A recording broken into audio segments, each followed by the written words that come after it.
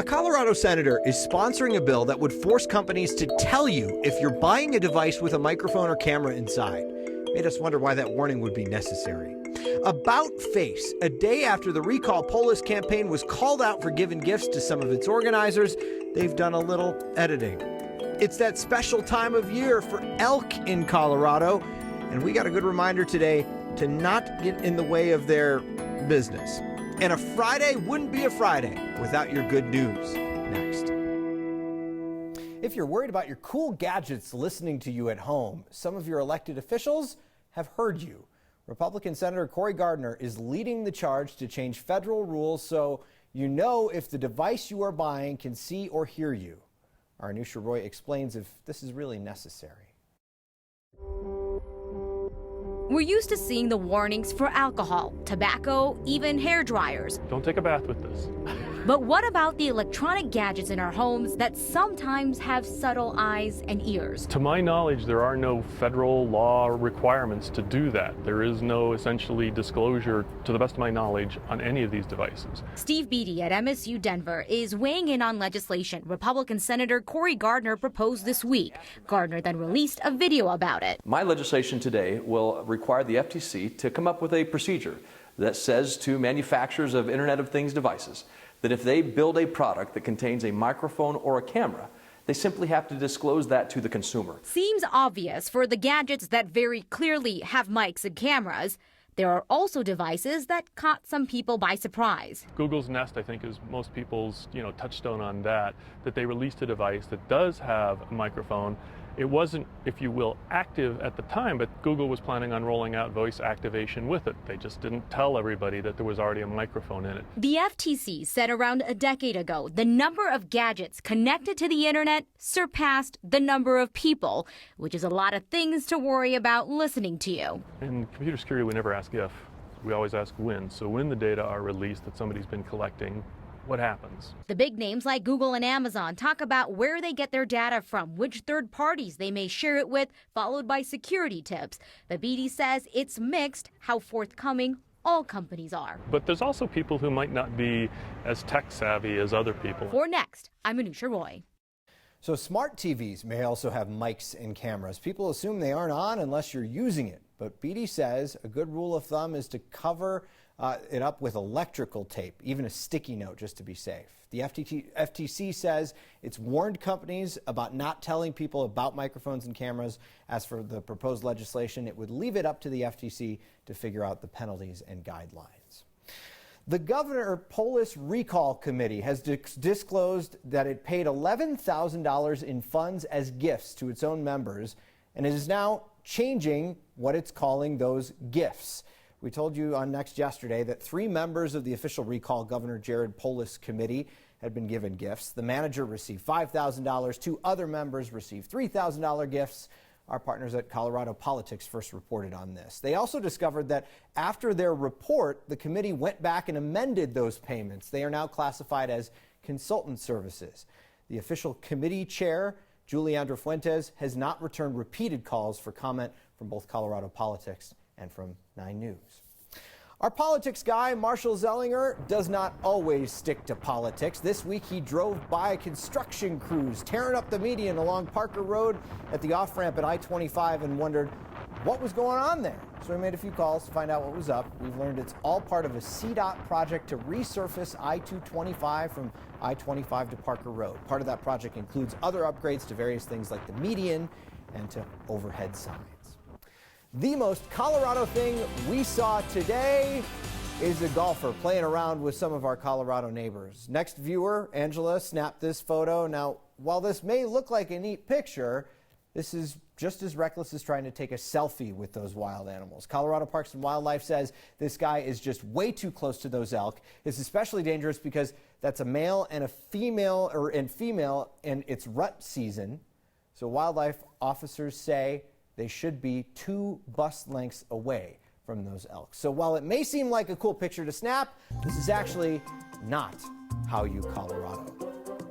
So we are now at the point in Estes Park where elk need a police escort to make sure people don't get too close to them. Yes, the only way people won't go up and try to take a selfie with those animals is if there's a police officer there to tell them not to do it. Our guy up north, Mark Salinger, shows us some people yesterday are lucky to still be alive after their encounter with an elk. They're so cool. They come from all over the world. There's a bunch of big ones over there. To see the elk do their thing. There's 7 boys and 1, 2, 3, 4 girls. But we are in their home. And when people get too close, this happens. Oh my gosh.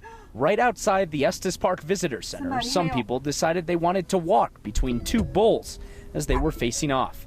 A crowd of people watched as one elk attacked a woman. He dropped his head and he started charging the lady. Karen Harrison watched from the parking lot and recorded this video. A lot of them were way too close. It wasn't until a man drove his truck up the sidewalk that the elk eventually ran off. If it had not been for him, I don't know if the lady, what kind of injuries she would have sustained. It is troubling, and it was a very scary situation. Now that we've seen an example of what not to do when you see elk, we asked Colorado Parks and Wildlife to tell us how we should react. Respect the animals, let them move at their own speed, and maintain your safe distance. You're supposed to stay at least 100 yards away from them, especially during mating season. They're having a disagreement. Today, it took police officers following the elk all around town to make sure people didn't get too close. I really want to go in the water with them, but I'm like really scared. Because everyone's curiosity can get the best of them. What if you had a pet elk? For Next, I'm Mark Salinger.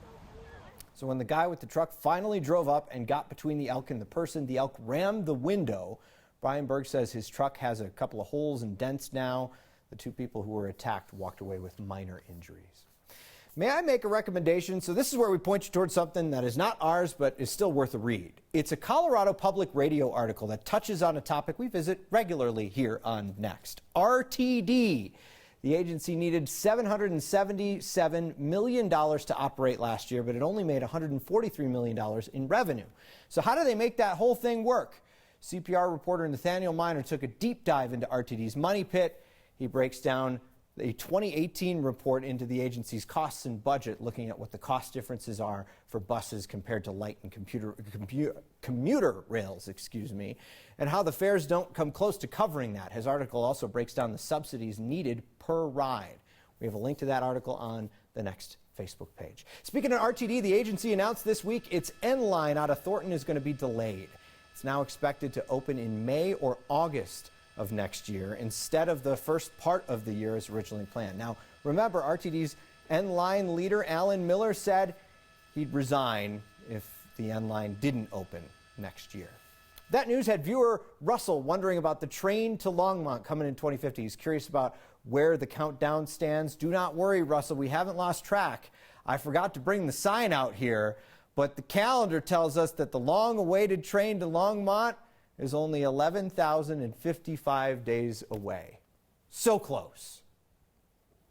We all remember PE class in our grade school gym, but not many of us remember it like this. It tells people that they can try something new every once in a while. Why is there a giant jaguar city in the middle of Denver? That's what one Next viewer wants to know. Amy, it's there to give you a light show while sending an important message. Next.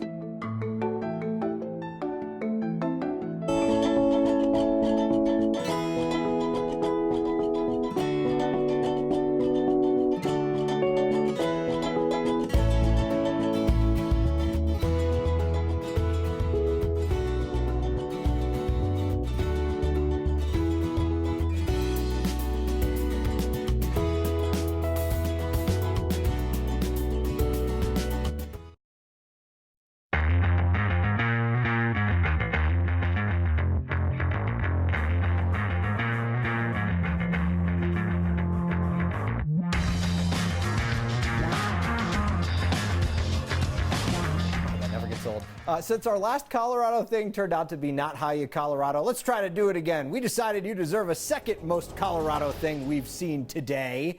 This one is a good lesson on how to Colorado. A herd of cow elk decided to hang out at Evergreen Middle School around the same time parents and buses were starting to drop off students there. So Jefferson County School District officials turned to Beyonce for a little help moving all the single ladies off the property. That's the song they used. With Beyonce's help, they got the herd off campus without infringing on the large animal space during the rut season. We can't play the music, because of the whole copyright thing. Needless to say, they left because if they liked it, then they would have made a move for it, right?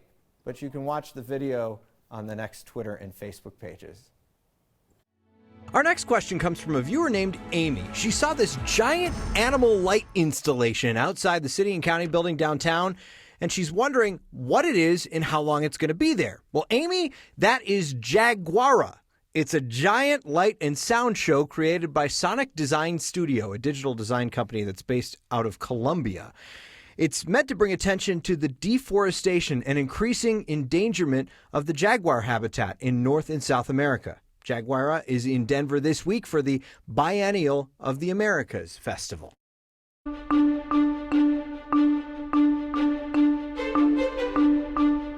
Always learn so much on this show. Tonight we are tracking a few scattered showers mainly in northern Colorado. This is the view in Greeley. A couple of raindrops right there on the camera lens. Gray skies beyond downtown Denver, but we really haven't seen much in the way of moisture here in the city. The winds, though, they have been cranking this afternoon. Wind gusts anywhere between 20, 30, 50 miles per hour coming through Aurora. And unfortunately, the winds are going to be with us through the weekend. I think the strongest winds will arrive for us on Sunday, so keep that in mind. Scattered showers primarily north of I-70, maybe a little bit of light snowfall going along those higher peaks, but a good batch of rain pushing in from Larimer into Weld County. Here in Denver, maybe one or two isolated showers. They should be moving out by 10 p.m. We're left with some cooler temperatures in the 40s with clearing overnight, 30s and 40s going way up high. So we put Futurecast into motion, and by 7 o'clock tomorrow morning, you'll notice the cloud deck pushing in, perhaps still a few lingering showers across the southeastern corner of our state, but around lunchtime, you are good to go. It's dry with the exception of a few isolated showers cruising in across the northwestern corner of the state tomorrow evening. So stormy skies pushing out for us. High pressure moves in. It brings us the warmth, but also the really gusty winds, and that storm up to the northwest, that's bringing snow to Montana. Tomorrow, 80 degrees, mostly sunny skies, our final weekend of September, and it's going to be a warm one. Daytime highs staying in the mid to upper 80s for us on Sunday, courtesy of those strong winds. A quiet start to our Monday next week, but then, Steve, some cooler temperatures arrive. We'll be back to the 60s next Tuesday and Wednesday. Sounds great. Thank you, Danielle. So 6 days until hockey season officially starts. My no longer playoff beard is quivering with excitement. Have I mentioned we just launched a podcast? It's called From the Cheap Seats, an Avs fan podcast. Our guest this week was pretty fascinating. The guy who runs the Jumbotron at Pepsi Center. So they do this thing called the Nacho Cam, where a guy with a plate of nachos offers them to people and they put it up on the big screen. I've been dying to have it come to my section until Alex Miller told me the truth. I get texts and people tweet at me and stuff like that for like, can I get on Kiss Cam or Steve wants the nachos up to his section. So. I am dying for the nacho cam. I don't know who I have to pay under the table to get the nacho cam to come. I'm telling you, we'll make it work. Katie, by the way, will kill me if I actually take a chip and dip it into that sauce that everyone else has been dipping in. Oh, She's yeah. a big germaphobe, but I don't care. Well, and also the spoiler too, sometimes those nachos have been sitting there for a little while because maybe so there's times that the break gets bumped or something. There's a big a major penalty or something like that. Yeah. And so, we're going to not take a timeout during that. So those nachos have been sitting around for a little while too. So you're taking the chip. Cheese is old. That chip is going to break right in half on the cheese. Right. That's when you know that there's Correct. a problem. Like maybe send it back. More quality content like that from the Cheap Seats is available on iTunes and Spotify, with new episodes dropping every Tuesday. This now ends the shameless self-promotion portion of today's show. Getting kids excited about PE can be a challenge. Kids love coming to my class, but I think they were extra excited because it's something that I don't think very many PE classes get to do. But it's a lot easier if you give them something new to play with. That's next.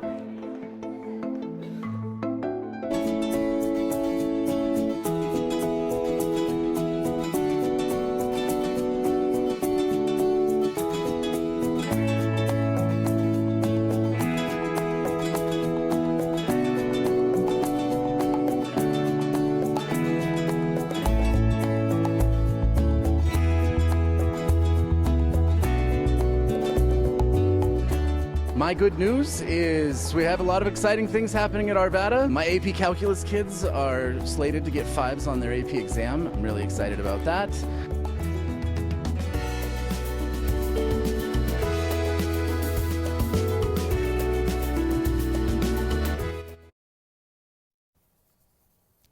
Here's something I wish I had growing up. It would have prevented injury later in life. This past week, John Elementary in Arvada changed things up for their physical education class. The kids traded in their sneakers for skates. Are you guys excited? Or are you a bit nervous? After all, you're about to try balancing on a sharp piece of metal in what is usually your gym class. Hold your foot still. Kids love coming to my class, but I think they were extra excited because it's something that I don't think very many PE classes get to do. As the gym teacher here, Jenna Mummert did not want to pass up this opportunity for her students. Skate, skate, skate! The Apex started this program, and it's actually the only program in the nation right now. They said they would love to come into my PE class. You know, if they can't come to me, why not bring the skating to them? Gordon Harrison is the skating director at the Apex Center Ice Arena in Arvada. He is the one behind the traveling synthetic ice and the one bringing smiles to so many kids. That was a great way to expose these kids to skating. A lot of them maybe don't have the opportunity to skate or just have never skated before. So surrounded by basketball hoops and climbing ropes, these kids are stepping into an unfamiliar situation and loving it for whatever reason. You can get strong because when I grow up, I want to be in the WWE, so who doesn't want to do wrestling? It shows people that they can try something new every once in a while. Even some of the kids are a bit bewildered. Their gym has been turned into a skating arena. This is really amazing. I'm surprised. Whatever these kids do in the future, they will remember that time they skated in their gym class, on the gym floor. And they will remember their gym teacher. I'm hoping that these kids can take away from my classroom that they loved their PE teacher, they loved their PE classes, and they can fall in love with just healthy activities for the rest of their life. Through the lens of our photojournalist Tom Cole. By the way, if that kid ever invents a sport, it'll be wrestling on skates.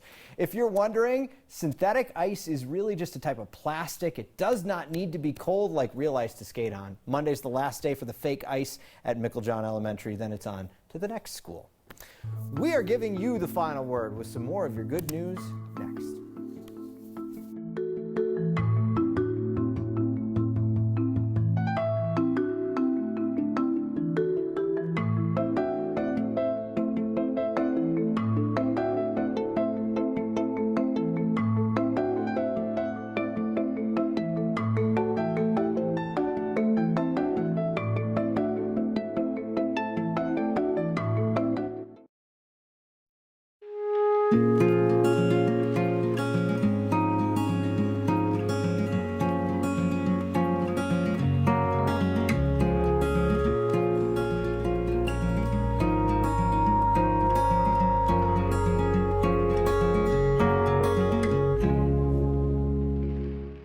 As people look forward to checking out all of Colorado's fall colors over the weekend, here's some good news.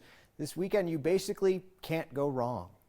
My good news of the day is the glorious colors, the Colorado blue skies, the golden aspen, the green trees. It just makes it wonderful. Yes, and good friends.